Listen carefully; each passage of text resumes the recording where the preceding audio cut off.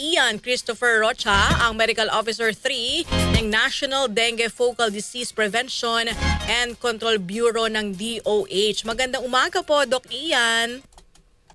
Magandang umaga po, Miss Angel. Opo, Doc, bumaba po ang Opo. kaso po ng dengue ng 57% ngayon pong taon. Ano po yung mga pangunahing dahilan po kung bakit po nakikita natin na bumaba po ang kaso ng dengue sa kabila ng pag-uumpisa ng panahon po ng tag-ulan? Opo.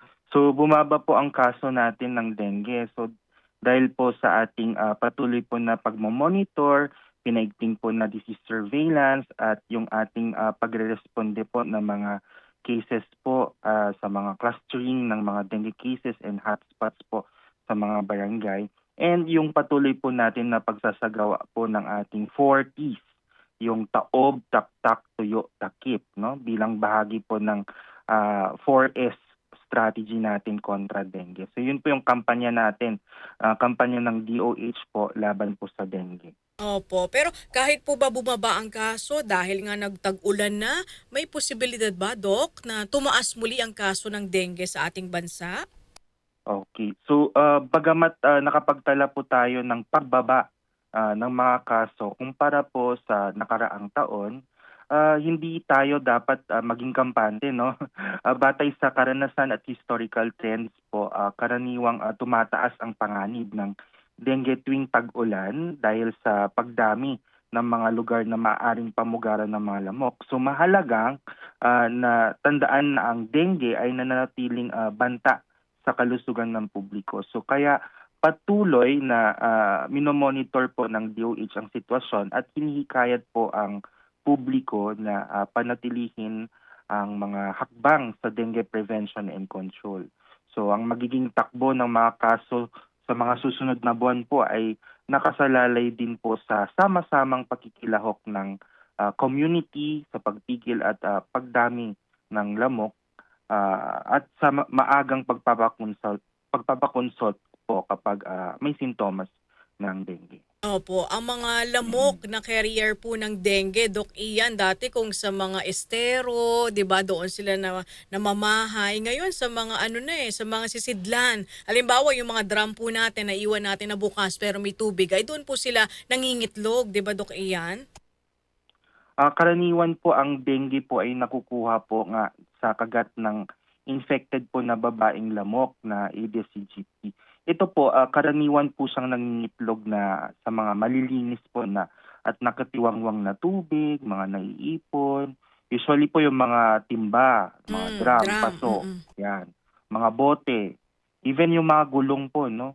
Alulod po pwede din po at mga imbakan po ng tubig sa loob at paligid ng bahay, ng schools, ng community. Kaya dapat po, kaya yung kampanya po ng DOH yung sa 40s, very, very, very, very easy lang naman po na gawin. Taob, taktak, tuyo, takip. No? So very easy po na matandaan po ng publiko iyon. Opo, meron po ba tayong itinuturing na dengue hotspots, Dr. Ian? Sa ngayon po, kapag may mga dengue hotspots po, no, kapag sinabi nating hotspots, mayroon pong continuous increase po ng kaso sa mga barangay for 2 consecutive weeks, no. So sa ngayon po wala pa naman po, no. So kapag meron po ni-report po ang ating Department of Health, so mai-inform naman po tayo. Opo, ngayon nga pong nagbukas na po ang klase. Meron po bang ugnayan ang DOH sa ating DepEd nang sa ganun mapaano yung awareness ng ating mga estudyante, ng ating mga guro laban po sa dengue? Sakto nga po kasi Brigada Eskwela katapos lang po, no. So mahalagang tiyakin ng mga paaralan na malinis at ligtas ang kanilang kapaligiran bago at habang may pasok. So dapat regular na inspeksyonin ang mga classrooms, mga bakuran at iba pang lugar kung saan maaaring maipon ang tubig since po pwede pong pangitlogan ng mga lamok. So mahalaga rin ang wastong pagtatapon ng basura at pagsasagawa po ng regular na clean-up activities, no, tulad po ng Brigada Eskwela.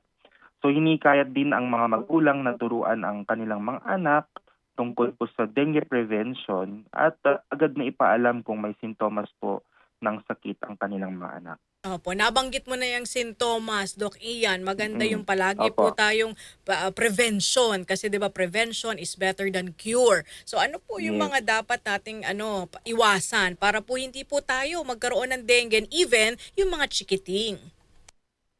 Iwasan. So, yun nga yung nasabi ko nga 'no, meron tayong 4S strategy, search and destroy o paghahanap o pagsisira ng mga pinamumugaran ng lamok sa pamamagitan po ng taob, taktak, tuyo, takip 'no, tuwing 4:00 kontra mosquito. Second, yung self-protection measures natin 'no, so tulad ng paggamit ng mga mosquito repellent, pagsusuot po ng damit na may mahahabang manggas kung kinakailangan. Then third would be the seek early consultation 'no, kapag may lagnat at iba pang mga sintomas. So banggitin ko na din po yung mga sintomas ng dengue. Sintomas. Mhm. Opo, para inform yung ating tagapakinig 'no. So ang isang tao po ay maaaring pinaghihinalaang may dengue kung siya ay may lagnat 'no. At may dalawa o higit pa sa mga sumusunod na sintomas tulad ng sakit ng ulo, panghihina, pananakit ng kalamnan, pananakit ng kasukasuan, yan.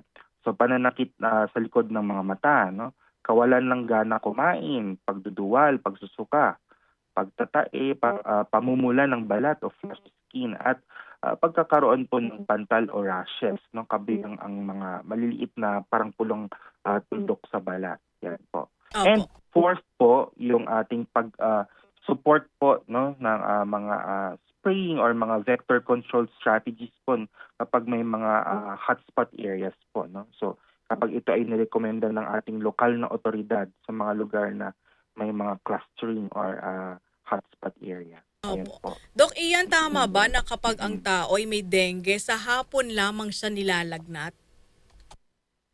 Hindi naman po gano'n 'no. So kapag nilagnat po 'no, any of the day, any hour of the day 'no. So basta po merong po lagnat at least 24 hours.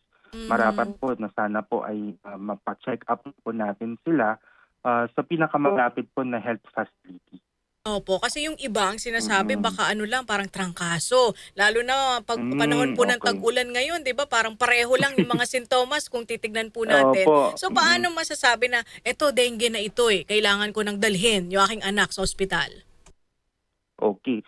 So yun nga yung mga nabanggit natin na mga sintomas kanina 'no, so kapag may matinding lagnat 'no, at yung mga iba't ibang mga sintomas na nabanggit. Mm. So ang ginagawa po natin, kailangan po natin magtungo 'no, sa pinakamalapit po na hospital or health facility at kadalasan po meron po tayong mga dengue fast lanes 'no, na Mhm.